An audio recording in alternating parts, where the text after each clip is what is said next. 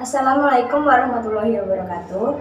Perkenalkan kami dari kelompok 2 yang beranggotakan saya sendiri Selviana dan rekan saya Sinita Oktaviana Ifada, Cindy Afrila Ahmad. Kami di sini akan mewawancari seorang pustakawan yang memiliki pekerjaan sampingan sebagai videografer. Topik yang kita ambil di wawancara ini yaitu pengambilan keputusan seorang pustakawan dan seorang videografer ketika mengalami keadaan terdesak.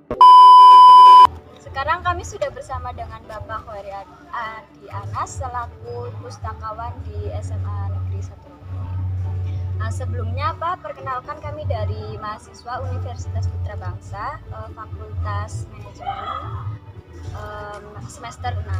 Kami akan mewawancarai Bapak seputar pengambilan keputusan sebagai seorang pustakawan di SMA.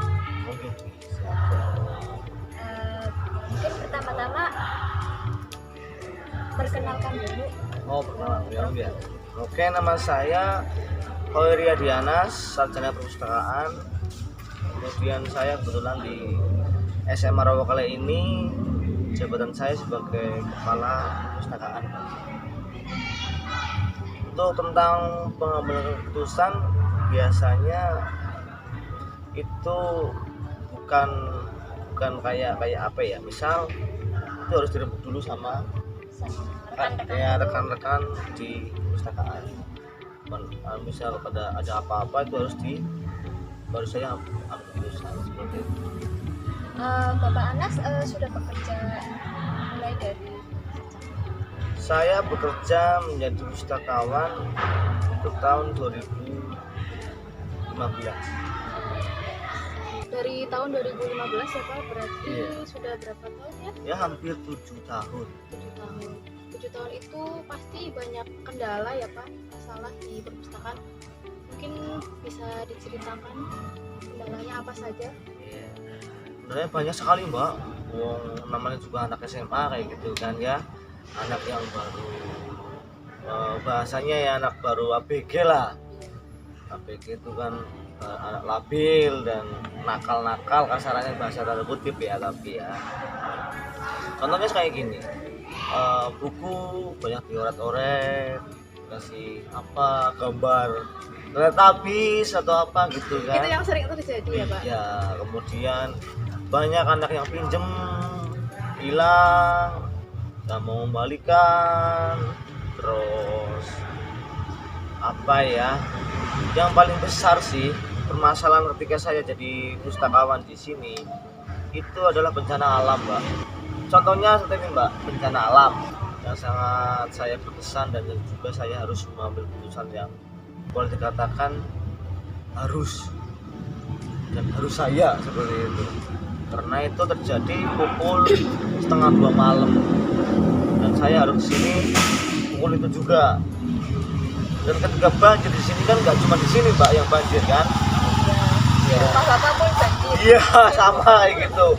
Dan juga akses untuk kesini juga menyebabkan saya itu bertarung, apa ya, boleh dikatakan bertarung nyawa lah ya.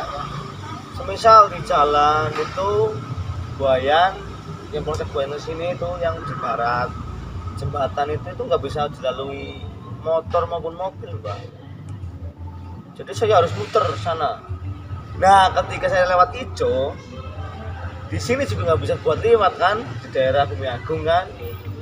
Saya balik lagi ke Tambak, lewat Tambak. Pesantren lebih besar lagi, kayak gitu. Jadi saya nggak mau itu harus menunggu sampai 2 jam 3 jam baru saya bisa kesini. Dan saya nggak bisa melakukan apa-apa ya kecuali menyelamatkan yang bisa saya selamatkan. Nah, pas banjir itu kan berarti Bapak waktu banjir langsung inisiatif ke sini atau memang dari sekolah? Enggak, itu harus punya keputusan pribadi itu Mbak. Iya. Keputusan pribadi ya? Iya, selaku jadi kepala. Jadi kan bertanggung jawab penuh di jam kerja maupun di malam ini dulu jam kerja. Walaupun saya nggak di sini loh ya, tapi kan saya punya laporan gini-gini dan saya harus di sini. Seperti itu. Itu yang termasuk sangat sangat apa, sangat berat sih, tapi itu saya harus lakukan. Itu bedanya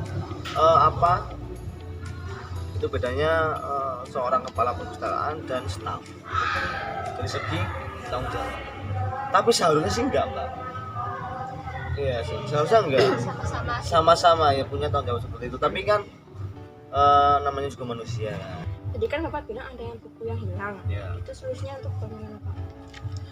Kalau yang buku hilang ataupun rusak, ya kita dari pihak perpustakaan itu tidak meminta apa istilahnya ganti rugi dalam bentuk uang. Kita nggak ngambil itu. Karena apa?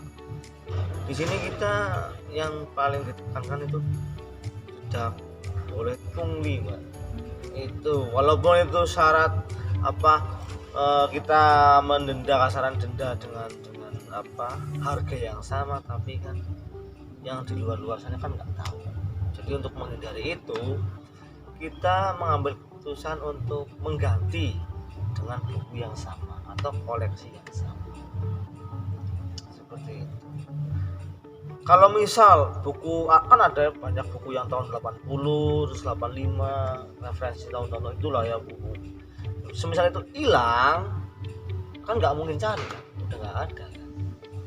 Yaitu kita cari berkasnya dulu, tahun berapa, harganya berapa, walaupun ya kita kira-kira aja di situ. Oh berarti ini kira-kira kalau di tahun ini segini, berarti tahun ini segini. Nah di situ kita membelanjakan buku yang hampir sama harganya. Semisal 300.000, kita cari referensi buku kira-kira apa, kira-kira harganya segitu. Nah untuk kan ada nih murid yang mau pinjam buku di perpustakaan pasti. Kalau misalkan pinjam itu untuk jangka waktu berapa hari? Itu ada banyak, ada tiga jenis ya peminjaman.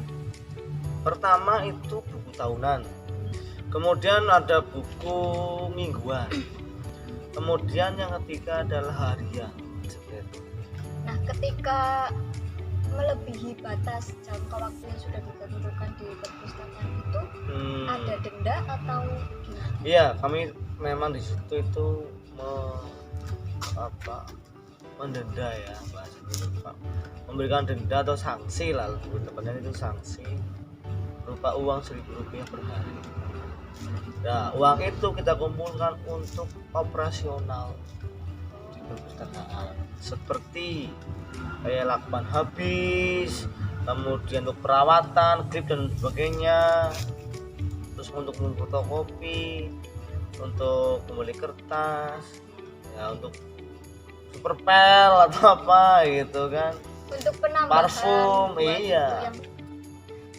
Ya, terima kasih Bapak Anas karena sudah meluangkan waktunya untuk kami wawancarai. Ya, sekian wawancara kami dengan Bapak Anas selaku Kepala Perpustakaan SMA Negeri 1 Rawakele. Dari wawancara ini kami dapat menarik kesimpulan, yaitu karena Bapak Anas ini selaku Kepala Perpustakaan, jadi dalam pengambilan keputusan beliau harus mempunyai inisiatif sendiri ketika dalam keadaan terdesak. Contohnya tadi seperti ada banjir, jadi beliau harus cepat-cepat mengevakuasi buku-buku yang ada di perpustakaan. Seperti itu. Ya mungkin itu saja yang bisa kami berikan. Kurang lebihnya mohon maaf. Terima kasih tentunya kepada Bapak Anas. Ya sekian dari kami. Wassalamualaikum warahmatullahi wabarakatuh.